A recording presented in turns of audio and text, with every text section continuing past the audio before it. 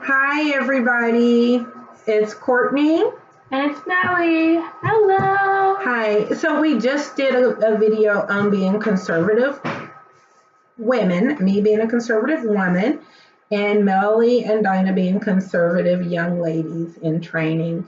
And I had promised in that video that we were going to do a quick video about Melly and her business venture. So we wanted to just do a quick little thing about it because I felt like it's relevant to a lot of things going on right now, politically and in society as well. Because, you know, looking at them, they're children, and being able to see what was going on with them, and then looking at what's going on with our economy and our political climate right now. So anyway, Melly started a little business. Here, you want to hold up your little paper and show? Bring it up to the camera. It's Danielle's Candy Sales. Danielle's Candy Sales. And she came up with that name herself, even though she goes by Melly. We call her nickname Melly because her dad used to sing a cute little song to her, Danielle, Mo Melly, Popelli, when she was a baby, and it kind of stuck. The Melly part stuck. But her real name is Danielle, and she came up with the name for that business. What happened that you decided to start your little business? Well, I was babysitting, and my mom's friend, she had gave me the job, and then she decided that she wanted to put them in daycare. Right. She felt like it was best for her family, and that's understandable. You know, we understood that and everything, but it gave Melly a little bit of a setback, even though she's 12. She was 11 at the time. She recently turned 12 years old. So it gave her a little bit of a setback because our children do. They tithe, and it's something that we've always taught them. They pay themselves. That means that they put money away. They stash and they save for themselves with mom and dad's assistance, making sure that it's nicely tucked away. And then they have their own money that they use to enjoy themselves. So we practice that kind of 10-10-80 rule with the children. We have a different set of rules with our own finances. It says in the Bible for us to give 10%. That's right. That's so right. So you had $10 and you have to give $1 to the church. That's right. That's your tithes, 10%. That's right. And we do that for a number of reasons. We do that because we understand that that is how the pastor lives. Biblically speaking, the Levitical priesthood, they lived off of it. Apostle Paul, if you want to go into New Testament, he lived off of it when he wasn't out tent making. And so, and then also for the gospel to be spread. Our family, we not only tithe, we're not only in ministry, but we also offer. We believe in the principles of it. And, you know, just as it's an act of worship for us, but just as an offshoot of it, we receive God's blessings. It's just automatic. I mean, it's like you just can't beat God giving. And, you know, anyway, that's a whole other story. So God blessed Melly with this idea. And Melly herself makes this delicious homemade gourmet, I call it gourmet candy. And you want to share what kind of candies you make? We make Reese's, Almond Joy, Twix, and yeah, that kind of candy most of the time. Mounds. Yeah, Mounds. Joy. And then, so that's the kind of candy. And Melly's excellent in the kitchen making sweet treats, especially during the winter holidays, Christmas time. She makes us homemade eggnog. She makes us homemade cranberry sauce.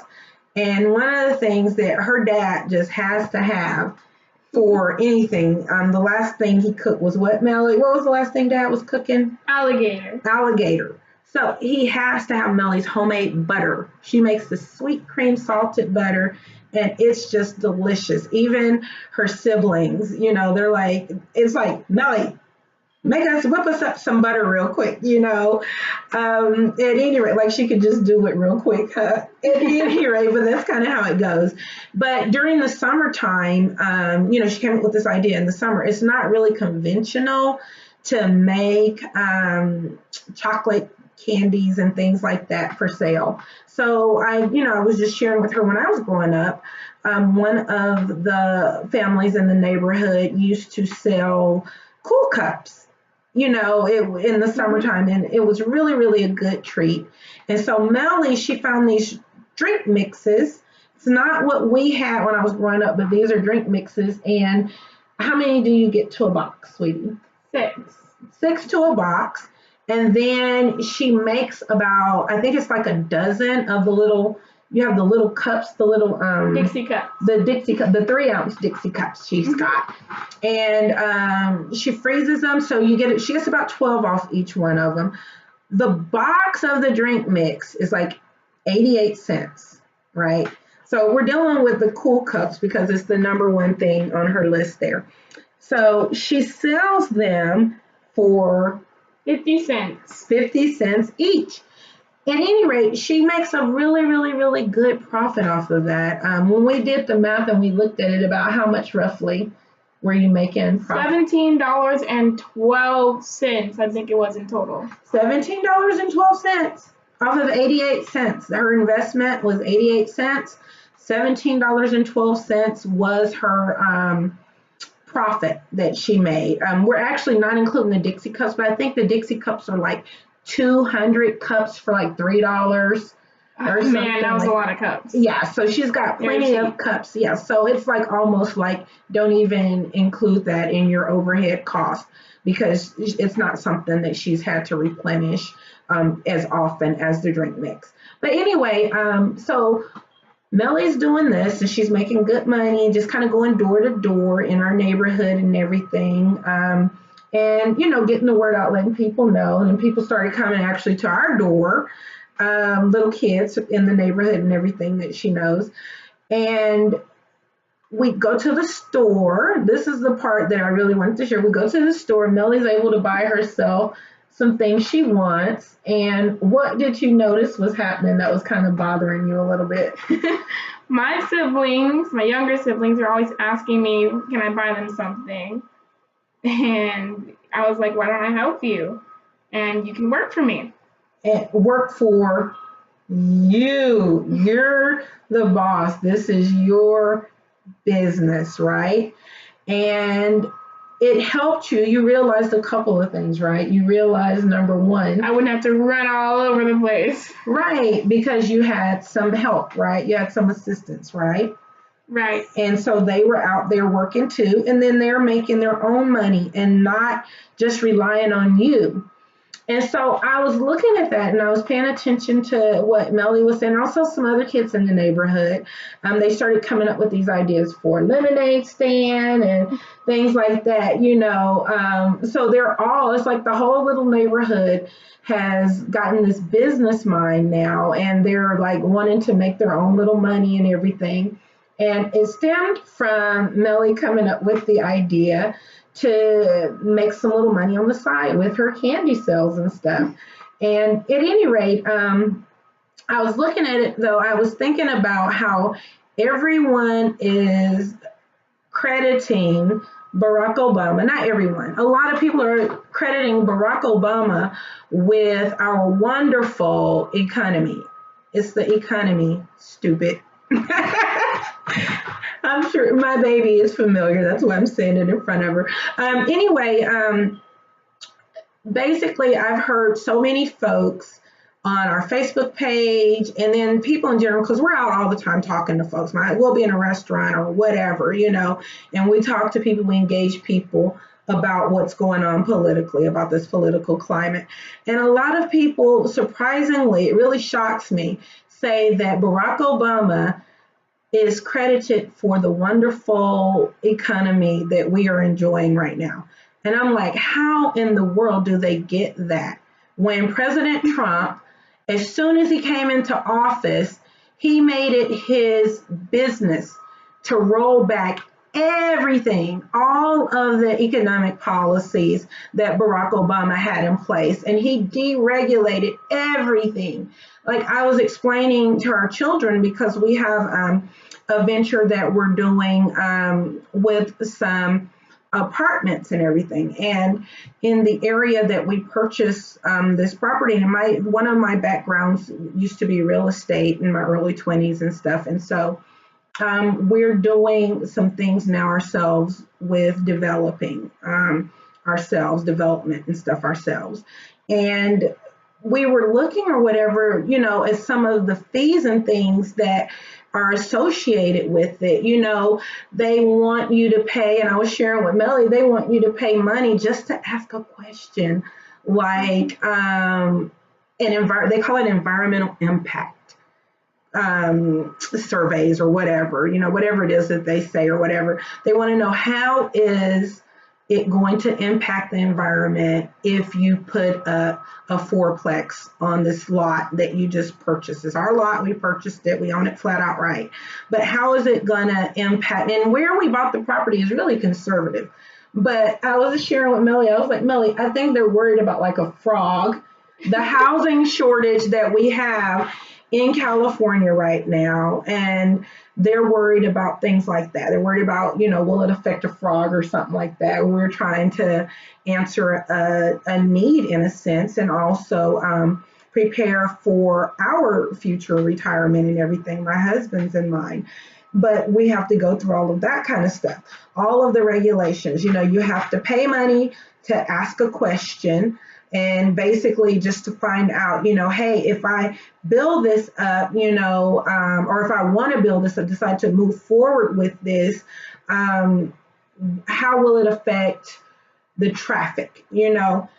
That's kind of understandable, except the area that we're building in, like I said, is a very conservative area of California. It's very small out there. It's not a lot of people out there, but they want that. They have those kind of questions and things, whereas it used to be just about, a design review board. They look at the design of the building, how high it's going to be, what the setbacks are going to be, that kind of thing.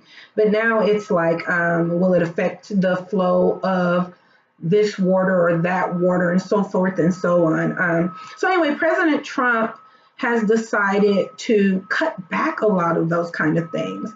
Our older son is in construction. God blessed him, that at a very young age, he walked into a job, literally God walked him into a job where he's working for an engineering company, and he's learning so much about all the groundwork and everything.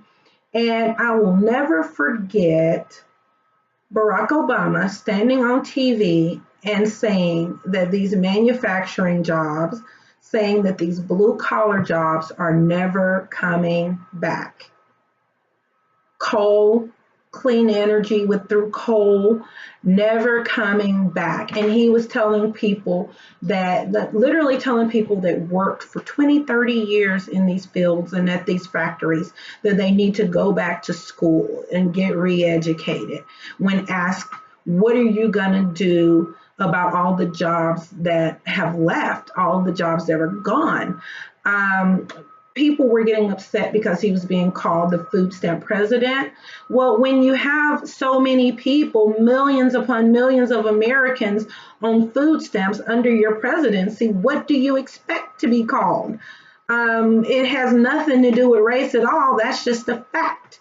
And so, it's something that we were open with our children about, because we want them to know, we want them to be economically wise, not just frugal, but also economically wise on how to survive and how to prosper. God created them to prosper. And that's what his perfect will is for them. And you can't do it, in biblical times. Unjust taxing was looked at as just that, unjust.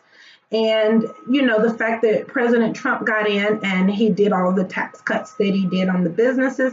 There's so many, I could list right now, so many from the S&P 500, that would be companies that the top 500 companies that are publicly traded, that gave out bonuses, $1,000. I wish at that time, we're glad, we thank God for the position he's got us in, but had we been working for one of those companies and gotten that $1,000 bonus, that would have been nice, huh, Melly?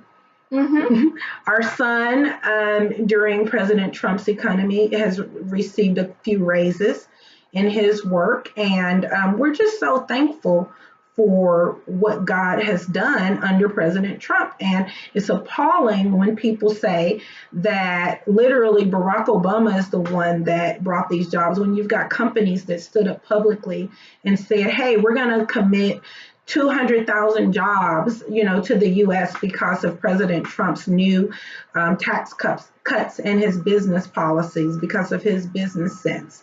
And then for people to say that, it's like, are you kidding me? When you were complaining when President Trump first came in because he was cutting and undoing everything that Barack Obama did, how could you possibly accredit him with it? Anyway, Melly's looking at me. I know I'm probably getting a little bit off subject, but I was just thinking about that. I was thinking, and then I know it feels good for Melly and her siblings when they earn money. They earn it themselves. She often says, my money.